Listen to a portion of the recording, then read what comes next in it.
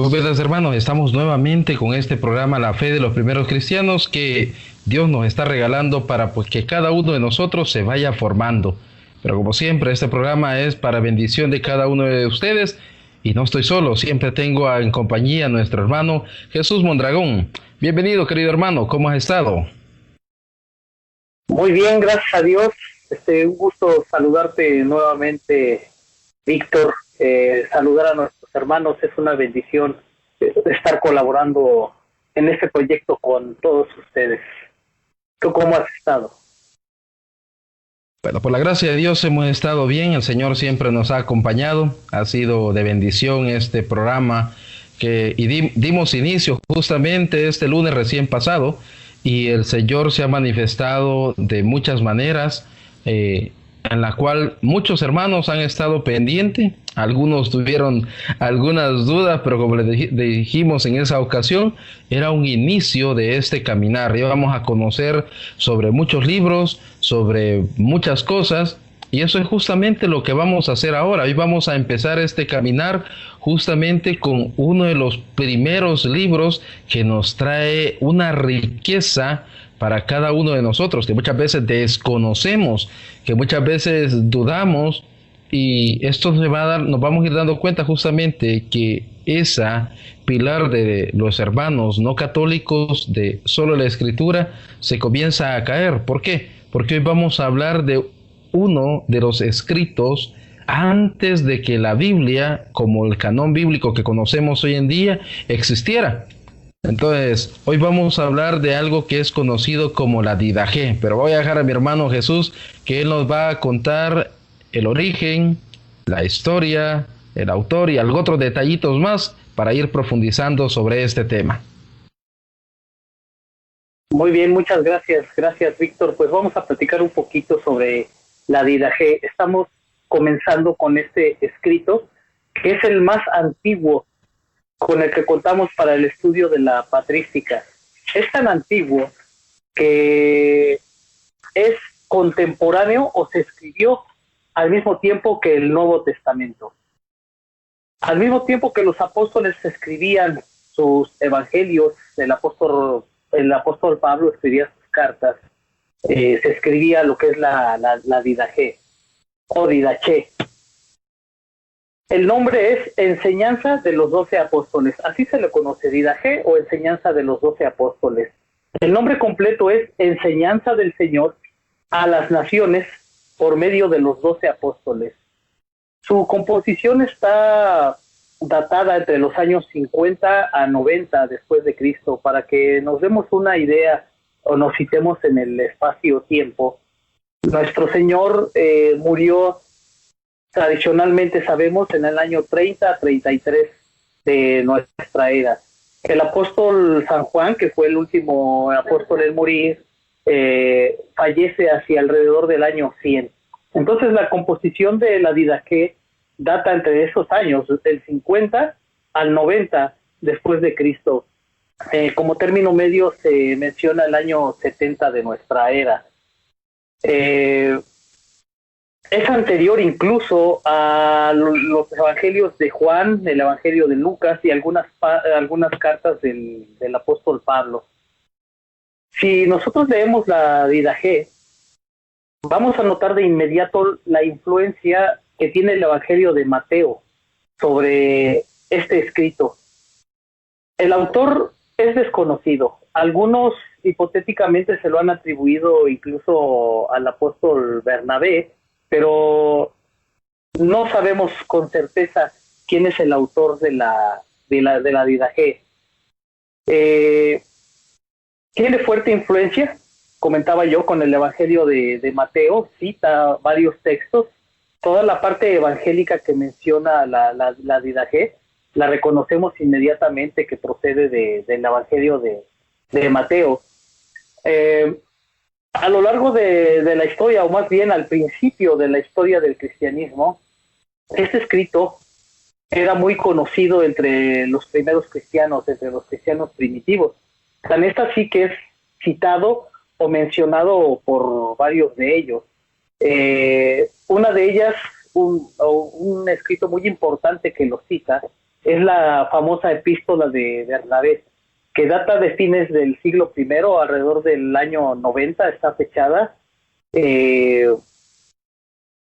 La epístola de Bernabé cita la Didache capítulo 1, versículo 1, en Bernabé 18:1. Esto es muy interesante porque una de dos, o Bernabé cita a la Didache o la Didache cita a Bernabé. Ambos escritos son del siglo I, de finales del siglo I, de la segunda mitad del siglo I. También es citada por otros padres de la iglesia como Orígenes, Clemente de Alejandría. Eusebio de Cesarea lo menciona en su Historia Eclesiástica, libro tercero, capítulo 25, versículo 4, si mal no recuerdo. Pastor de Hermas, que es un escrito del siglo II, del cual tenemos una datación bastante precisa. El Pastor de Hermas data alrededor del año 150. También cita a la Didache. Esto nos indica que su composición es muy temprana. Por ejemplo, Hermas cita Didache 1.5 en Mandamientos 2.4. Otro padre, bueno, ya lo había mencionado, Clemente de Alejandría, no solamente cita a la Didache, sino que nos dice algo que es muy importante. Él la cita como parte de la escritura.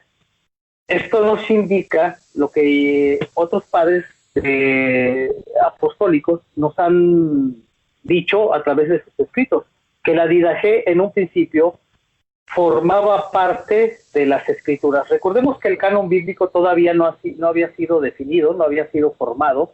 Entonces, en muchos sectores de la cristiandad primitiva, la Didache era parte de la escritura. Si fuera Mateo, Lucas, alguna carta de Pablo. Finalmente, la Didache fue desechada o apartada de lo que es la Sagrada Escritura cuando se formó el canon bíblico, se decidió el canon bíblico por parte de la Iglesia. Esto fue en los años 393 o 397 en los concilios de Hipona y Cartago. A partir de ese momento, la Didache se pierde en la historia. Ya no volvemos prácticamente a saber nada de ella, más que por las citas de estos padres apostólicos, como mencionaba yo, la epístola de Bernabé, Orígenes, Clemente de Alejandría, Eusebio de Cesarea, pero vamos, eran citas de versículos, de fragmentos pequeños, no conocíamos el texto completo. La Didache fue finalmente descubierta o redescubierta allá en el siglo XIX, en el año de 1873, por un monje ortodoxo llamado Filoteo Brienio, metropolitano de Nicomedia. Él lo descubre en la biblioteca del monasterio del Santo Sepulcro en Constantinopla, lo que hoy es Turquía. Él se encontraba trabajando en unos escritos de uno de los últimos papas del siglo I, tercer sucesor del apóstol Pedro, Clemente Romano. Descubre el escrito en esta biblioteca del monasterio del Santo Sepulcro en 1873, pero es publicado hasta 1883, 10 años después. ¿Por qué tardó tanto tiempo en ser publicada o en salir a la luz la Didache? Bueno, no se había dado cuenta en un principio Filoteo Brienio de lo que él tenía en sus manos. Él mira en la biblioteca un libro que tenía el título de Sinopsis del Antiguo y del Nuevo Testamento, atribuido a este otro gran padre de la iglesia, San Juan Crisóstomo. Él se enfoca entonces en este libro, en el que se encuentra no solo la Didache, sino se encuentran otros escritos muy antiguos. Por ejemplo, lo que ya mencionaba, esta sinopsis bíblica del Antiguo y del Nuevo Testamento por San Juan Crisóstomo. También se encontraban en este escrito la primera y segunda carta de Clemente Romano, del Papa Clemente Romano, tercer sucesor de Pedro en el episcopado. Y es en este trabajo en el que él se desenvuelve, se desarrolla. También se encontraban ahí en ese mismo libro justamente lo que ya habíamos mencionado, la epístola de Bernabé, y las 7 cartas de Ignacio de Antioquía, las famosas 7 cartas que esas sí las teníamos, pero venían también en este escrito que descubre Filoteo Brienos. Es por eso que tarda 10 años. Ni siquiera él se había dado cuenta de la enorme importancia del escrito que él tenía. ¿En qué año o de qué año es este escrito que él tiene? Bueno, al final de este libro, de este volumen, se encuentra un epílogo y les voy a leer más o menos lo que dice. Dice: acabado en el mes de junio, el día 11, día tercero, es decir, martes, en el año 6564, por la mano de León, copista y pecador. En el calendario ortodoxo de Constantinopla, el año 1508 era lo que los hermanos ortodoxos marcaban como el nacimiento de Cristo. De modo que el año 6564 corresponde al año 1056 después de Cristo del calendario juliano. De modo que en el momento en que Brienos descubre este escrito de la Didache, el manuscrito que él tenía en sus manos tenía aproximadamente 800 años de antigüedad. Posteriormente, la Didache fue llevado a Jerusalén, donde se encuentra actualmente, puesto que el monasterio del Santo Sepulcro de Constantinopla dependía del patriarcado de Jerusalén. Allí se encuentra, hasta el día de hoy. Debemos de pensar que hay gente que se puede imaginar o decir, como me han dicho de repente, bueno, ¿cómo es posible que se descubra un escrito en una biblioteca? Para empezar, no se trata del librero que nosotros tenemos en nuestra casa. Las bibliotecas de los monasterios, de la cristiandad, de la Iglesia Católica, son bibliotecas muy vastas, muy amplias, que contienen muchos volúmenes desconocidos hasta para ellos mismos. Como les comentaba, el volumen en el que se encuentra, el título no era Didache, sino era sinopsis bíblica del Antiguo y del Nuevo Testamento por Juan Crisóstomo.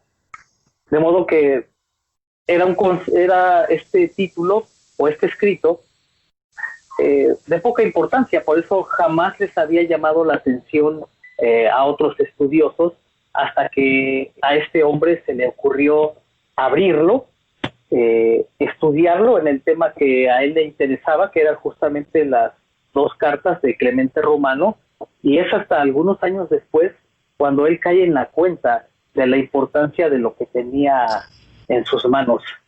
Víctor.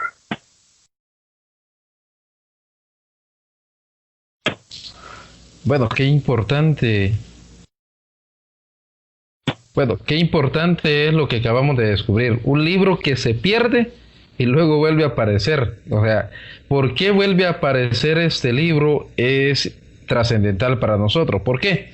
Porque muchas veces nosotros creemos que todos los escritos desde los apóstoles hasta nuestros días ya los conocemos todos. Y siempre nos vamos a encontrar con este tipo de sorpresas. Un libro que hablaron ya padres de la historia de la Iglesia Católica, ya aparecieron, lo mencionaron una vez, lo volvieron a mencionar.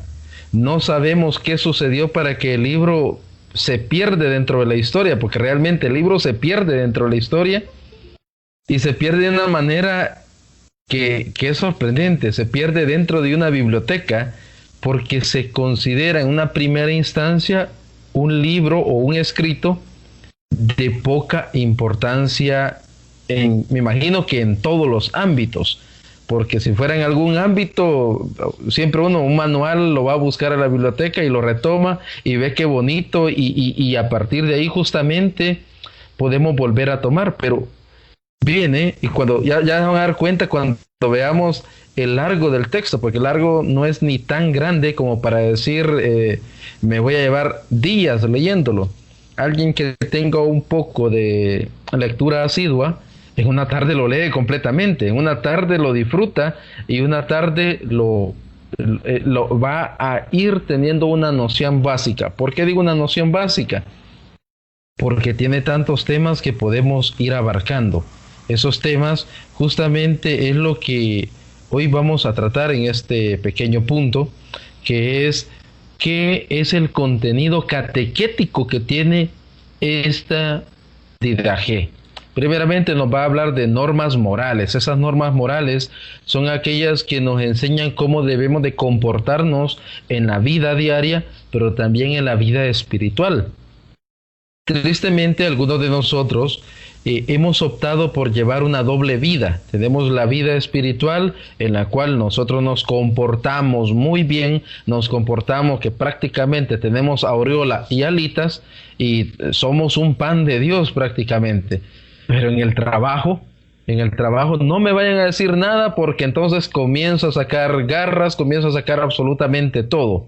¿Por qué? Porque todavía no he comprendido cuál es el rol que me toca como cristiano dentro de la vida.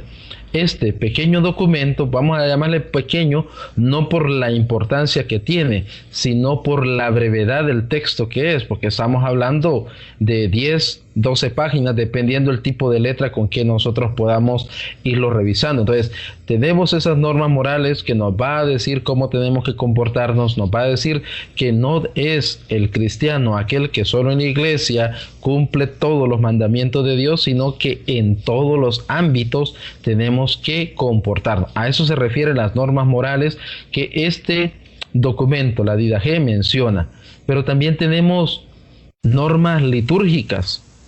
¿El qué? Estamos hablando de liturgia. O sea, ya del primer siglo tenemos la normativa de la Eucaristía que nosotros vivimos. Claro, aquí las normas litúrgicas no solamente se refiere a la Eucaristía, nos va a hablar también de lo que es la confesión de los pecados, nos habla también de lo que es el ayuno, nos habla también de lo que es el bautismo. Sorpresa, resulta de que el bautismo por aspersión ya estaba registrado en este documento y muchos hermanos nos están diciendo que si no es por inmersión, entonces el bautismo no es válido porque tenemos que bautizarnos igual que lo hacían los primeros apóstoles. No es así. Ya desde estos primeros escritos nosotros nos damos cuenta de que ya existía esta forma de rito para recibir el bautismo y poco a poco lo podemos ir deduciendo cuando leemos las escrituras. Cuando abarquemos este tema dentro de la didaje, vamos a expandernos un poquito más y vamos a demostrarlo con citas bíblicas. Lo que la didaje dice lo vamos a acompañar con la palabra de Dios y lo vamos a acompañar también con el magisterio de la iglesia, porque eso no lo vamos a ir descuidando, vamos a ir sobre esas líneas. ¿Qué más nos puede hablar sobre esto? La disciplina, es decir, que también había un reglamento que teníamos que seguir como cristianos. No es que cada uno tiene un criterio, sino que tenemos que unificarnos. Acá, como lo hablamos en el primer programa, la obediencia es importante dentro de la vida del cristiano. ¿Obediencia a qué o a quiénes? La obediencia a la iglesia principalmente, obediencia al papa, a los obispos, al sacerdote mismo, y si queremos bajar un poco más en la línea, a los respectivos coordinadores que nosotros tenemos dentro de los diferentes movimientos de la iglesia. Entonces, sí tenemos que tener esa disciplina, sí la tenemos que tener. ¿Y a qué se refiere a las disciplinares?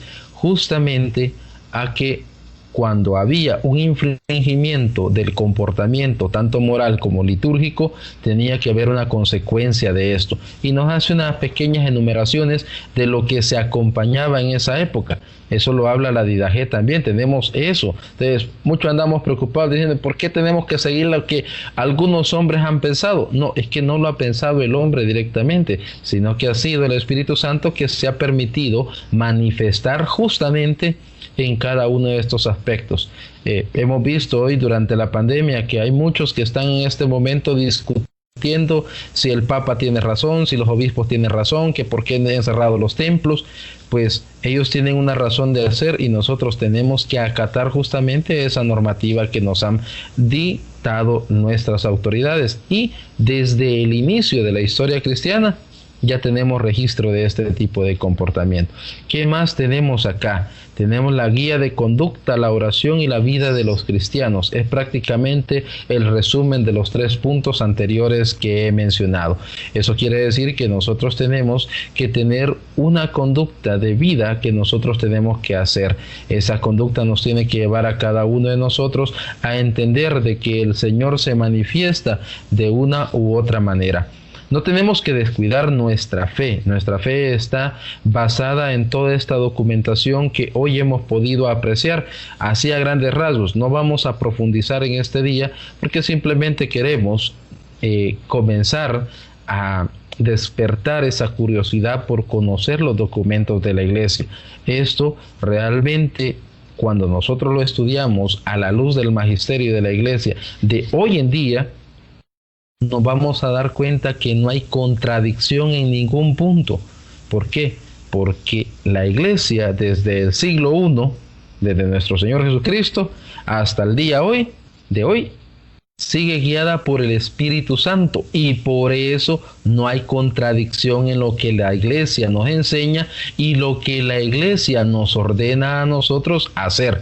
Ahora bien, van a haber algunas objeciones, esas objeciones que muchas veces surgen de una u otra manera, que muchas veces desconocemos, principalmente porque somos ignorantes en varias áreas. Nosotros andamos diciendo, es que eso no tendría que ser así, es que eso debería de ser otra manera, y comenzamos a ver objeciones. Tristemente, yo las aceptaría así fácilmente de aquellos hermanos que no son católicos, pero tristemente también se da al interior de la iglesia. Hermano Jesús.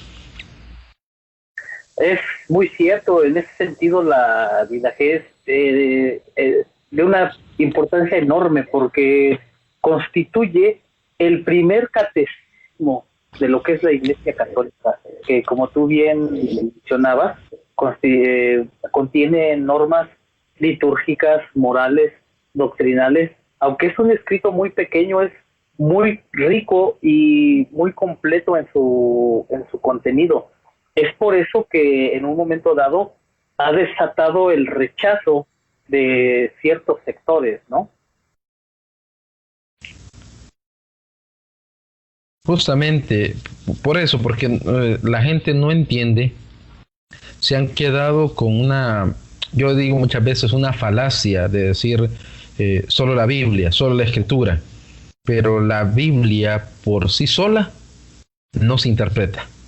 La Biblia por sí sola, si yo no tengo un conocimiento básico, pero nosotros recibimos lo que es la catequesis en los diferentes sacramentos, porque tenemos que entender que tenemos que tener ese mínimo de conocimiento para poder ir comprendiendo las Escrituras. Ya si queremos profundizarla y conocerla más, tenemos que dedicarle tiempo al estudio de la palabra de Dios. Muchas veces nosotros decimos, es que el Espíritu Santo me ha dicho esto a través de la palabra de Dios. Sí, yo entiendo de que hay interpretación privada, pero esa palabra es para mí, porque el Señor me está hablando y me está hablando a mí. los predicadores, todos aquellos que tenemos el compromiso o la obligación de enseñar lo que Dios nos revela, tenemos que primero tomar lo que hablábamos en el primer programa, los 3 pilares fundamentales de la iglesia. Si no tenemos esos 3 pilares, nosotros estamos predicando todavía un poco perdidos. Les recuerdo los 3 pilares, que era la Sagrada Escritura, la tradición, que el hermano Jesús nos hizo hincapié, tradición con T mayúscula, que es lo que estamos hablando de la patrística. Y el tercero, magisterio de la iglesia. Si no tenemos esos 3 elementos unidos, aquí volvemos a una trinidad de la fe, podríamos llamarle de esa manera, porque sin estos no podemos realmente comprender. Y lógico, aquí, hermano, necesito que nos expliques esas objeciones que surgen con respecto a este documento. ¿Qué objeciones hay? ¿Por qué hay contradicciones en sí, principalmente de los hermanos no católicos? Claro, como era natural, en el momento que la Didache aparece, publicada allá por 1883, fue un bombazo para los estudiosos, para los teólogos, los eruditos.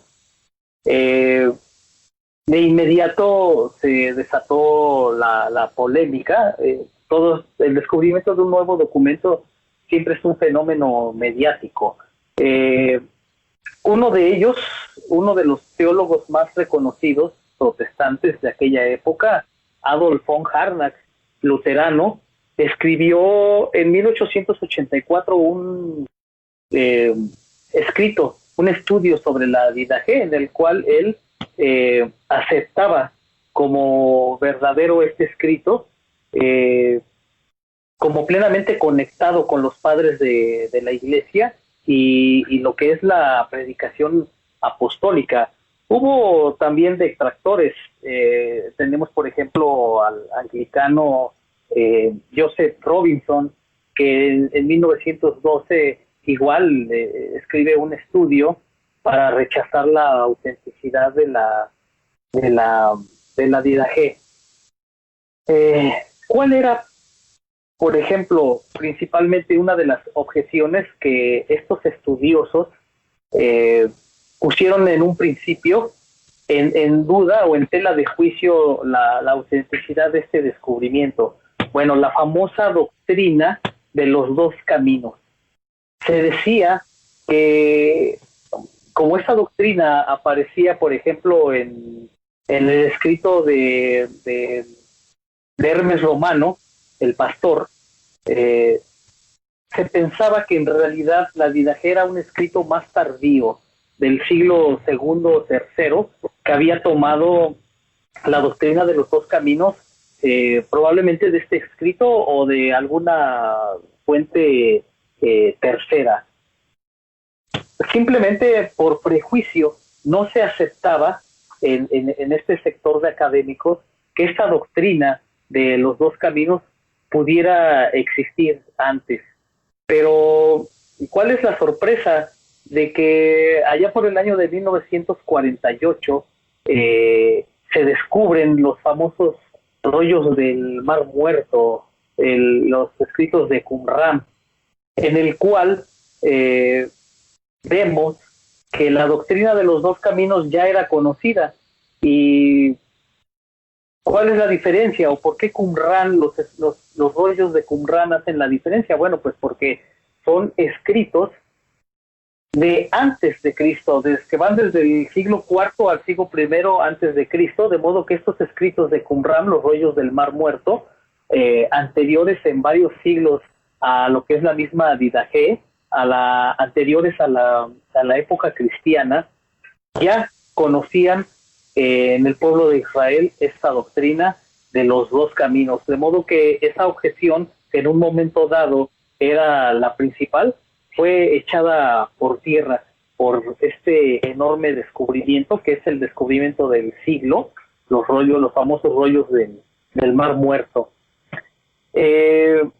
Otra objeción que se ha puesto, principalmente en sectores protestantes, pero protestantes no a nivel ya académico. Los académicos protestantes, los teólogos protestantes de alcurnia,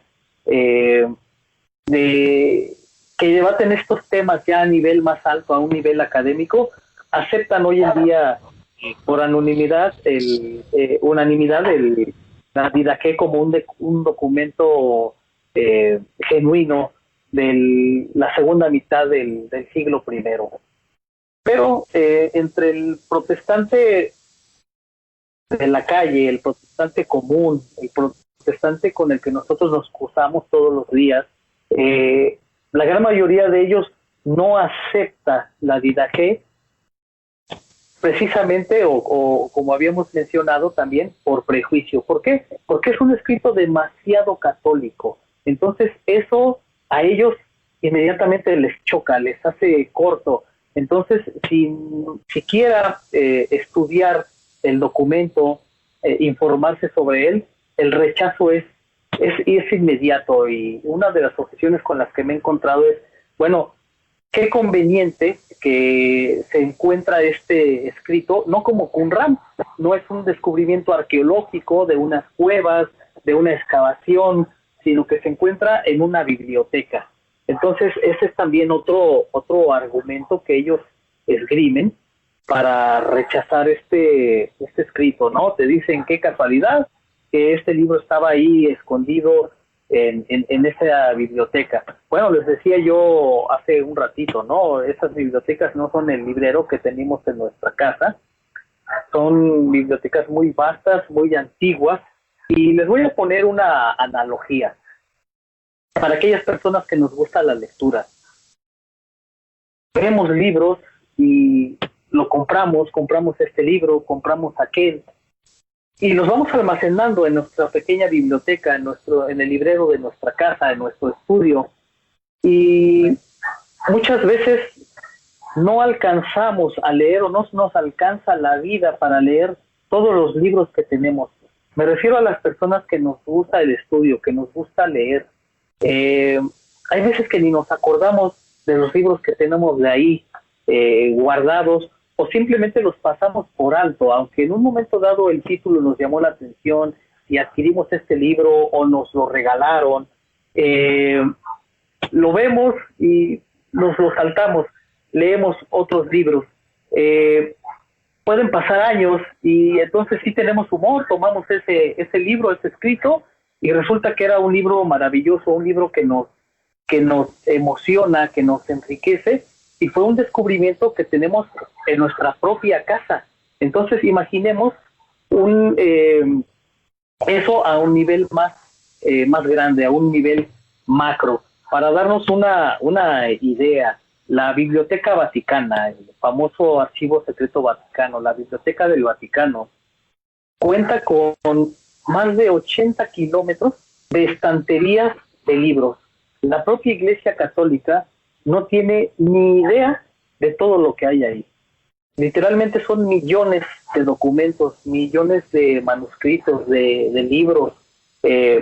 No hay personal suficiente para que, ni presupuesto, para que se investigue en ese mundo, en ese mar de libros interminable, 80 kilómetros aproximadamente de estanterías, para investigar todo lo que hay ahí.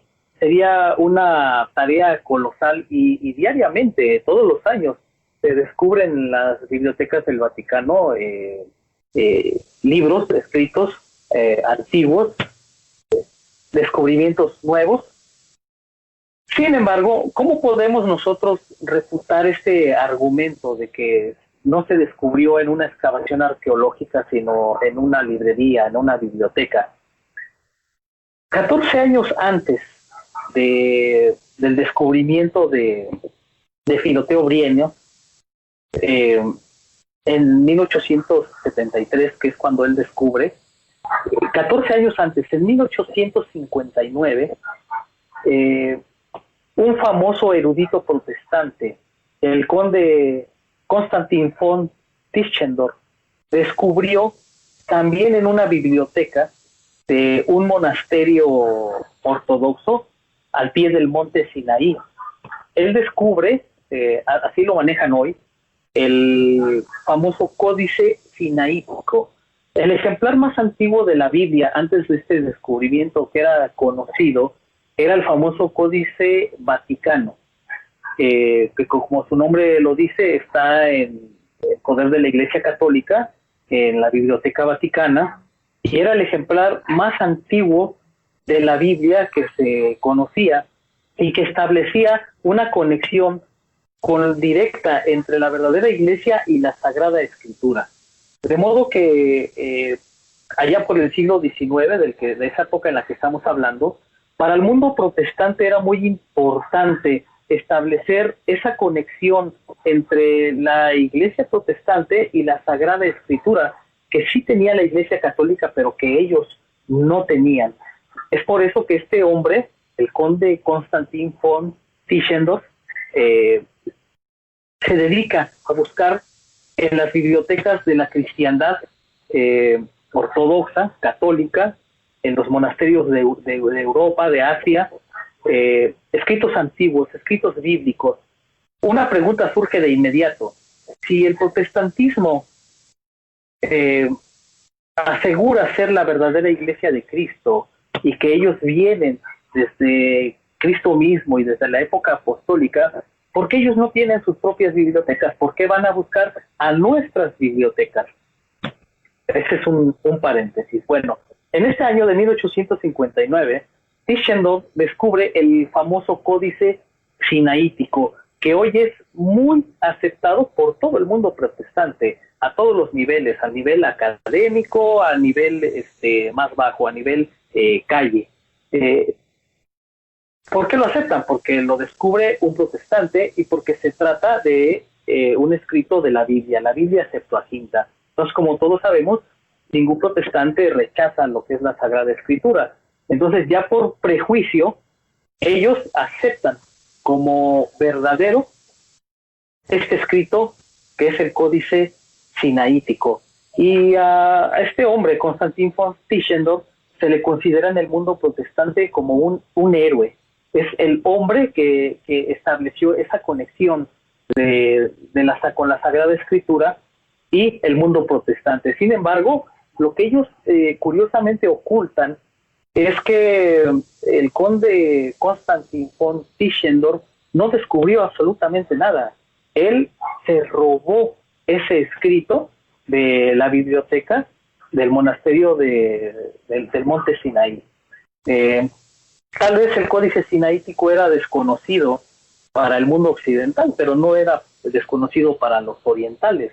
Ellos tenían celosamente guardado ese escrito que, según opinión de muchos expertos y eruditos contemporáneos, es uno de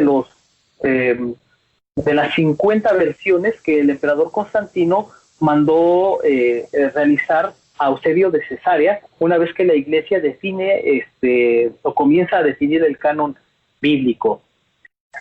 En este caso, de la Biblia Septuaginta. Entonces, se podría pensar que lo que es el Códice Vaticano y el Códice Sinaítico son los dos sobrevivientes de esas 50 copias de la Septuaginta que Constantino, el emperador, manda a hacer. Los monjes le mostraron, habían sido varios los viajes que había realizado Tischendorf al monasterio de Santa Catalina en el Sinaí.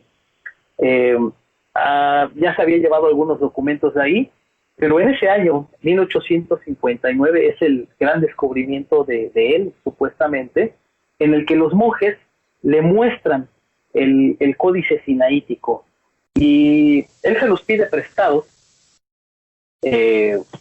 No descubre nada, de hecho se roba el manuscrito. Ellos se lo prestan en buena fe, confiando en él, le hacen firmar un escrito en el cual él se compromete a devolver el códice que jamás volvió. En un inicio fue a parar a Rusia. Posteriormente el gobierno comunista de José Stalin lo vende en 1933 a la corona británica, y en 100,000 libras, y ahí se encuentra hasta el día de hoy en el Museo Británico. Entonces, ¿Por qué mencionamos todo esto? Bueno, es exactamente lo mismo. Más o menos en esa época, dos grandes descubrimientos de dos grandes escritos, el Códice Sinaítico y la Didaché, encontradas, el Códice Sinaítico por un protestante, la Didaché por un monje ortodoxo, ambas encontradas en bibliotecas de monasterios ortodoxos. El primero es aceptado por los protestantes hoy en día y el segundo no. ¿Cuál es la razón? El prejuicio. Ellos no pueden aceptar que la Didaché sea un escrito muy católico, que echa por tierra lo que son las doctrinas que ellos mantienen hoy en día y afianzan la doctrina católica que ha sido enseñada, sostenida por nuestra Santa Madre Iglesia desde la época apostólica hasta el día de hoy. Bueno, realmente después de oír esa historia surge una pequeña interrogante. ¿Cuántos otros libros importantes habrá hallado un protestante en estas bibliotecas y por el hecho de que no es Biblia, lo han rechazado? Así una duda que surge para que cada uno de nosotros podamos analizar realmente. Hay mucho más que ir analizando de este libro. Voy a hablar sobre lo que es la estructura de la Didaché. Ya con esto iríamos casi concluyendo este programa con lo que hemos preparado para esta ocasión. Y no crean que ya terminamos de hablar de la Didaché. No, esto es nada más el inicio, la introducción justamente a este documento maravilloso que nos va a descubrir muchas cosas importantes. Vamos a ver justamente cuál es esa estructura que tiene la Didaché. La Didaché la vamos a dividir en 4 partes fundamentales que serían justamente las columnas que este precioso documento tiene. Primero vamos a tener la teoría de los 2 caminos difundidas en el ámbito judaico. Justamente de este va a ser el próximo tema que nosotros estaríamos haciendo para el próximo programa, pero a grosso modo esto lo vemos desde el capítulo 1 al capítulo 6 de la Didaché, pero vamos a ir un poquito más profundo para ir dejando en claro muchos aspectos que tiene la Didaché en sí. ¿Por qué? Porque la Didaché tiene varios aspectos fundamentales que nos tienen que llenar a nosotros de esa, ¿cómo decirlo? De ese conocimiento, de esa frescura que termina siendo justamente la palabra de Dios, porque realmente debemos que entender que hay muchas cosas que tenemos que comprender de la escritura misma. Entonces, ¿qué es lo que nosotros vamos a ver en el capítulo 1 de la Didaché? Vamos a estar hablando sobre la vida y la muerte. Eso es justamente lo primero que nos va a hablar. Es un camino que nos enseña también la paz y la alegría. Es una teoría que ya se conocía desde muchísimo antes de que nosotros predicáramos. Ya lo vamos a ver cuando profundicemos justamente que en el Antiguo Testamento ya se habla de los 2 caminos, principalmente en el libro de Deuteronomios. Ahí vamos a encontrar esta riqueza que tenemos.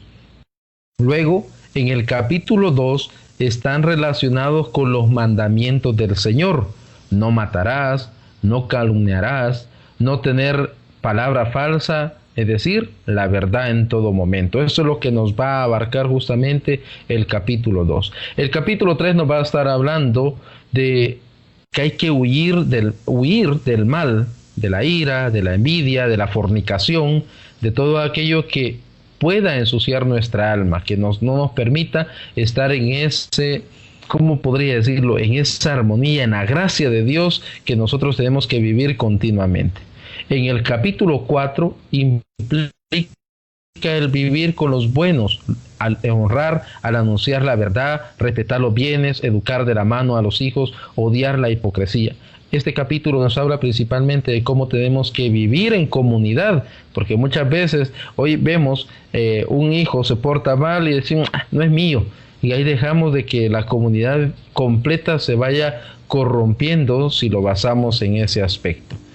También tenemos que ver el capítulo 5 que nos dice huir del campo de la muerte, asesinatos, adulterio, hechicería, envidia.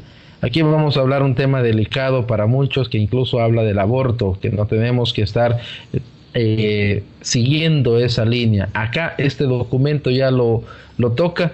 Muchas veces a nosotros nos dicen de que nosotros somos cavernícolas porque no aceptamos este tipo de ideas. No, es que estas ideas son cavernícolas y ya venían desde hace mucho tiempo realmente surgiendo, y ya tenemos documentos que nos habla justamente de cuidado con esos pecados que provocan la muerte, y en todos los aspectos. Estamos hablando del aborto, de la eutanasia, entre otras cosas, la pena de muerte incluida. Entonces también nos habla de eso. El capítulo 6, que con eso terminaríamos esta primera columna, y ante todo y sobre todo vigilar y llevar el yugo del Señor. ¿A qué se refiere esto? ¿Cómo le tenemos miedo a seguir lo que el Señor nos ha pedido? Porque realmente nosotros decimos ser cristianos, pero somos cristianos a nuestro modo, a nuestro estilo, a nuestra forma de ser, a como nosotros creemos que esto debería de ser, y se nos olvida principalmente de que nosotros somos realmente imitadores de Cristo. Nos lo va a decir la carta a los Filipenses, capítulo 2, versículo 5, nos dice, tengan los mismos sentimientos que Cristo tiene. Entonces desde ahí estamos hablando justamente de este aspecto. Eso es la primera columna, apenas la primera columna de esto, y ya abarcamos varios aspectos. La segunda, que es la sección litúrgica, habla del bautismo, el ayuno, la oración y la Eucaristía. Así a grosso modo también ya empezamos con el capítulo 7, dice, el bautismo se hace en el nombre del Padre, del Hijo y del Espíritu Santo, tal cual el Evangelio según San Mateo nos lo enseña. Entonces hay que tener eso claro realmente. El capítulo 8, para ello se ayuda y se dice, Padre nuestro que estás en el cielo. Es decir, la oración del cristiano que nosotros hoy en día estamos viviendo, que es una oración que todo católico debe de decir con devoción todos los días y hacerlo bien. Tenemos el capítulo 9, y dar gracias a Dios sobre el pan y decir, te damos gracias, Padre. Que nos enseña la oración justamente de los alimentos que muchas veces nosotros le hemos olvidado. No damos gracias por nuestro trabajo, no damos gracias por lo que tenemos. Aquí nos lo va diciendo lo que les hablaba sobre las normas morales y tanto en todos los ámbitos que nosotros tenemos que tener. El capítulo 10 dice, después de haber saciado, seguir con gracias y decir, ven Señor. Es decir, después de que nosotros hemos comido, tenemos que decir y trabajar arduamente, porque eso hay que hacerlo, tenemos que decirle, ven Señor Jesús. Nosotros lo decimos en todas las Eucaristías. Se nos olvida de que de esta parte nosotros ya lo mencionamos, ven Señor Jesús, no tardes. Entonces, principalmente en el Adviento lo estuvimos cantando, se entonaba bastante esos cantos, pero hoy tenemos que hacerlo con más alegría, conforme vamos conociendo más. Luego tenemos la tercera columna, la parte disciplinar, habla de los ministerios y deberes de la iglesia. Tenemos que tener en cuenta también esa, la vida eclesial. Esto nos lo habla este tercer pilar, que es el capítulo 11, supone que los apóstoles y profetas enseñan el Evangelio. ¿Cuál Evangelio? El único que el Señor Jesucristo nos ha enseñado. No hay más. Tenemos 4 versiones, es decir, 4 formas como los evangelistas nos cuentan el mismo Evangelio.